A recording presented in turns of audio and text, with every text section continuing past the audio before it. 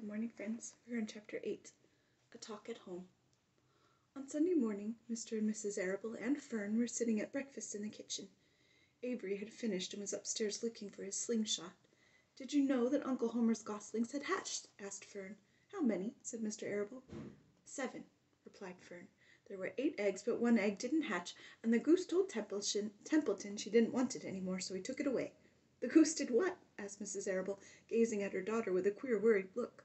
"Told Templeton she didn't want the egg any more," repeated Fern. "Who is Templeton?"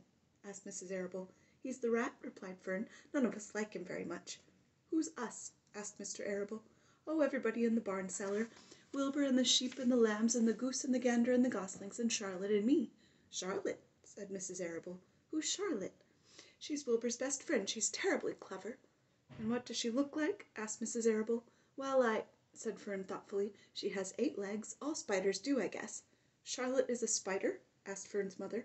Fern nodded. "A big gray one. She has a web across the top of Wilbur's doorway. She catches flies and sucks their blood. Wilbur adores her." "Does he really?" said Mrs. Arable, rather vaguely. She was staring at Fern with a worried expression on her face. "Oh, yes, Wilbur adores Charlotte," said Fern. "Do you know what Charlotte said when the goslings hatched?" "I haven't the faintest idea," said Mr. Arable. "Tell us." "Well, when the first gosling stuck its little head out from under the goose, I was sitting on my stool in the corner, and Charlotte was on her web. She made a speech. She said, 'I'm sure that every one of us here in the barn cellar will be gratified to learn that after 4 weeks of unremitting effort and patience on the part of the goose, she now has something to show for it.' Don't you think that was a pleasant thing for her to say?" "Yes, I do," said Mrs. Arable. "And now, Fern, it's time to get ready for Sunday school, and tell Avery to get ready. And this afternoon you can tell me more about what goes on at Uncle Homer's barn. Aren't you spending quite a lot of time there? You go there almost every afternoon, don't you?" "I like it there," replied Fern. She wiped her mouth and ran upstairs. After she had left the room, Mrs. Arable spoke in a low voice to her husband. "I worry about Fern," she said. "Did you hear the way she rambled on about the animals, pretending that they talked?" Mr. Arable chuckled. "Maybe they do talk," he said. "I've sometimes wondered. At any rate, don't worry about Fern. She's got a lively imagination. Kids think they hear all sorts of things." "Just the same, I do worry about her," replied Mrs. Arable. "I think I shall ask Dr. Dorian about her the next time I see him. He loves Fern almost as much as we do, and I want him to know how queerly she is acting about that pig and everything. I don't think it's normal. You know perfectly well animals don't talk." Mr. Arable grinned.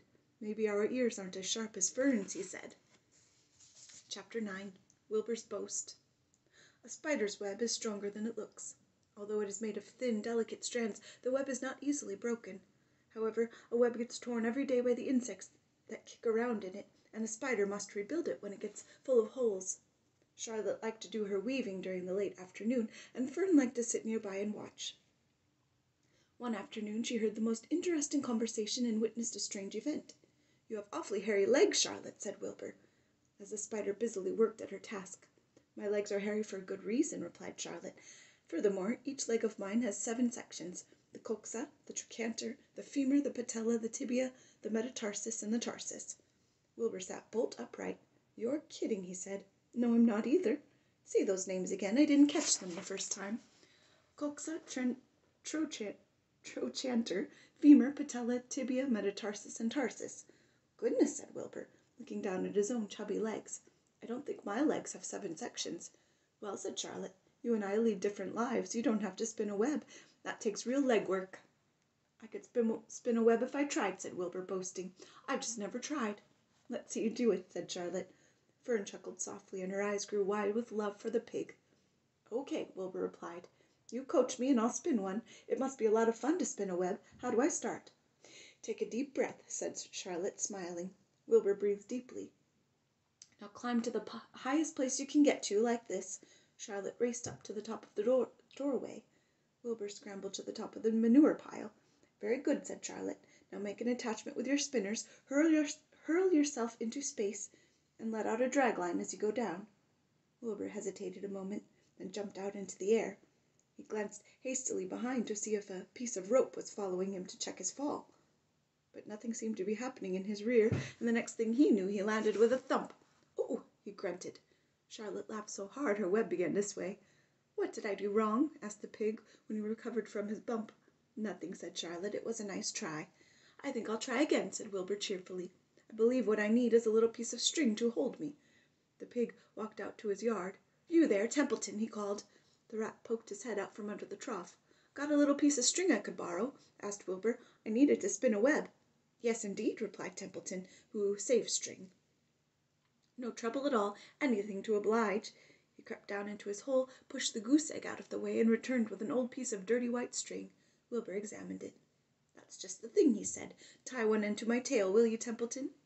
Wilbur crouched low with his thin, curly tail toward the rat. Templeton seized the string, passed it around the end of the pig's tail, and tied 2 half-hitches. Charlotte watched in delight. Like Fern, she was truly fond of Wilbur, whose smelly pen and stale food attracted the flies that she needed, and she was so proud to see that he was not a quitter and was willing to try again to spin a web. While the rat and the spider and the little girl watched, Wilbur climbed again to the top of the manure pile, full of energy and hope. Everybody watch, he cried, and summoning all his strength, he threw himself into the air head first. The string trailed behind him. But as he had neglected to fasten the other end to anything, it didn't really do any good, and Wilbur landed with a thud, crashed, and hurt. Tears came to his eyes. Templeton grinned. Charlotte just sat quietly. After a bit, she spoke. You can't spin a web, Wilbur, and I advise you to put the idea out of your mind. You lack 2 things needed for spinning a web. What are they? Asked Wilbur sadly. You lack a set of spinnerets, and you lack the know-how. But cheer up, you don't need a web. Zuckerman supplies you with 3 big meals a day. Why should you worry about trapping food? Wilbur sighed. You're ever so much cleverer and brighter than I am, Charlotte. I guess I was just trying to show off. Serves me right. Templeton untied his string and took it back to his home. Charlotte returned to her weaving. You needn't feel too badly, Wilbur, she said. Not many creatures can spin webs. Even men aren't as good at it as spiders, although they think they're pretty good and they'll try anything. Did you ever hear of the Queensboro Bridge? Wilbur shook his head. Is it a web? Sort of, replied Charlotte. But do you know how long it took men to build it? 8 whole years. My goodness, I would starve to death waiting that long.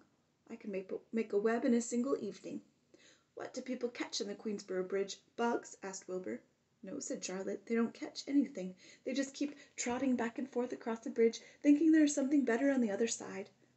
If they'd hang head down at the top of the thing and wait quietly, maybe something good would come along. But no, with men it's rush, rush, rush every minute. I'm glad I'm a sedentary spider. What does sedentary mean? Asked Wilbur. It means I sit still a good part of the time and don't go wandering all over creation. I know a good thing when I see it, and my web is a good thing. I stay put and wait for what comes. Gives me a chance to think. Well, I'm sort of sedentary myself, I guess, said the pig. I have to hang around here whether I want to or not. You know where I'd really like to be this evening? Where? In a forest, looking for beechnuts and truffles and delectable roots, pushing leaves aside with my wonderful strong nose, searching and sniffing along the ground, smelling, smelling, smelling. You smell just the way you are, remarked a lamb who had just walked in. I can smell you from here. You're the smelliest creature in the place.